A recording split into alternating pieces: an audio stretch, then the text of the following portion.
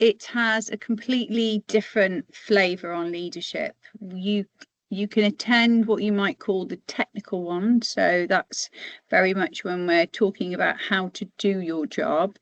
And I've been to some that have helped us to think about who we are as leaders. But I think what was really different about this, the idea of the Leading Authentically, was that much deeper dive into who we are as people, and therefore how are we able to recognize those traits in both ourselves and others in order to become better leaders.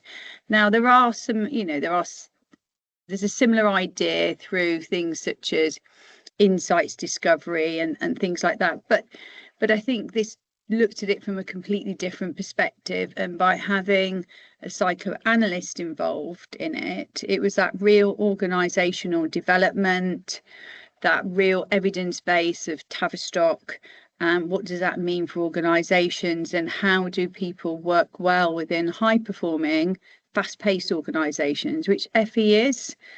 And I think that's what made it really different. And how am I as a leader able to reflect, recognize those things, and be my authentic self with my team, so that I can then develop those relationships and get the best out of my team.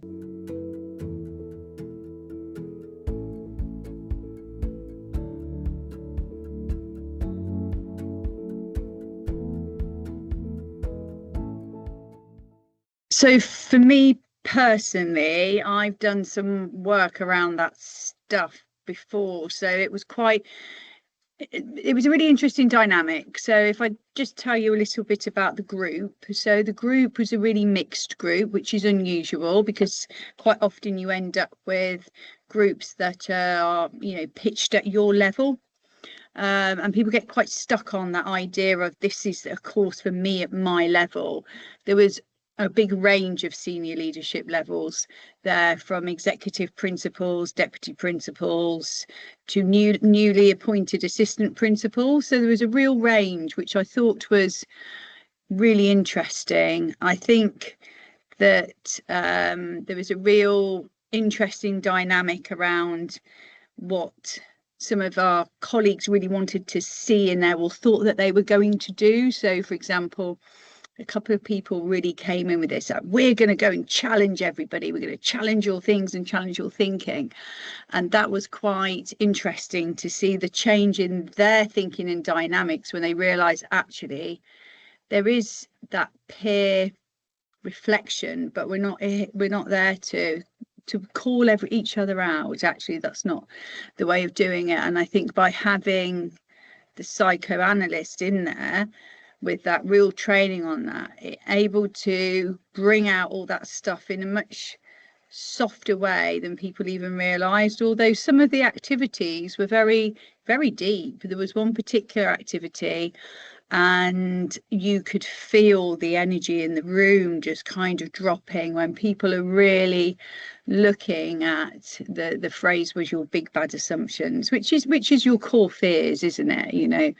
And for most people in kind of senior leadership positions, although they're very competent and very capable, there are still those fears of imposter syndrome. Am I going to get this right? What does everybody think about me? And even the most hardened will kind of go, oh, I don't care if people like me or not, because I'm here to do a job and it's all about this, that and the other.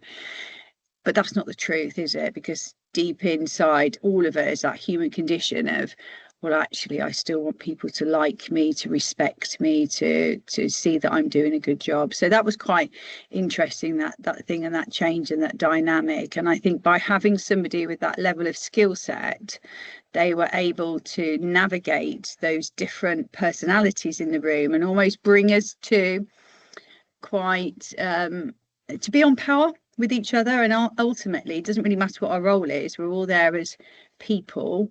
And so therefore, how do we again interact as people and work on ourselves to then get the best out of others?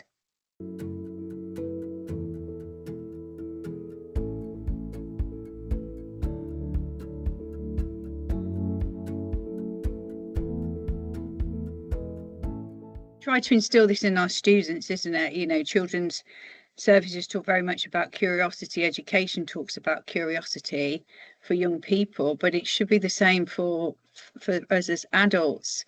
And whether it's curious about ourselves, curious about what's going on within our organisations, within our roles, and yeah, and it enabled that space. We did an activity where we had to state something, we had to talk about a particular thing, and then we actually had to turn our backs and have feedback, which was really interesting because we couldn't use our body language, we couldn't use our expressions, we couldn't use any, you know, form of speech, of course, in order to convey what was going on for us in that. We literally had to stop and listen for 15 minutes, and that can be quite tricky, isn't it? You know, particularly when you've got certain leadership positions. It's like, right, yes, we'll do this, and then we'll do this next.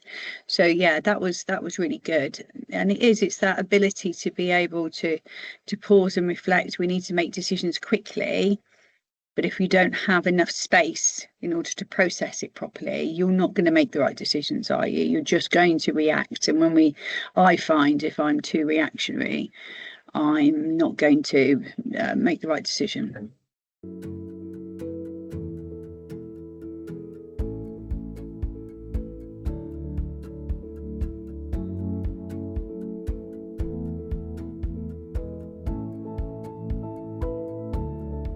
There's definitely I've utilised a couple of the activities with my team, because I do believe in the value of, if I've learned something, then cascade it to my colleagues. I think that's really important. I always understood and knew the value of reflection and pausing and time, and that whole kind of considering, well, actually, how did today go? Is there things I could have done better? What was that like for other people? But I need mechanisms to remind me to do that. And again, that really helped with that. I think that for me, and I hadn't looked at it particularly from this side, was definitely that organisational development and analysis part to it. I think has such a great value. You know, if we look at, we'll never do it in FE because we don't have the money to, but if you look at really high performing organisations, they have those organisational development people within that, in their frameworks to enable, you know, particularly the people who are making the decisions at the top. Actually, how do you process these things? Are you doing this because it's the right thing for the organisation or the right thing for you, and all of that kind of thing. And I think it's quite interesting that as FE grows, and particularly colleges grow, and we become greater business units, we have to have some mechanism to do that, don't we? Because we are publicly funded, we have that responsibility to spend the money right and wisely. So we need to take on those kind of suggestions and practices from the corporate world. And so I've found that really interesting. The NHS has done it an awful lot. So, you know, is it time for the education sector to do the same?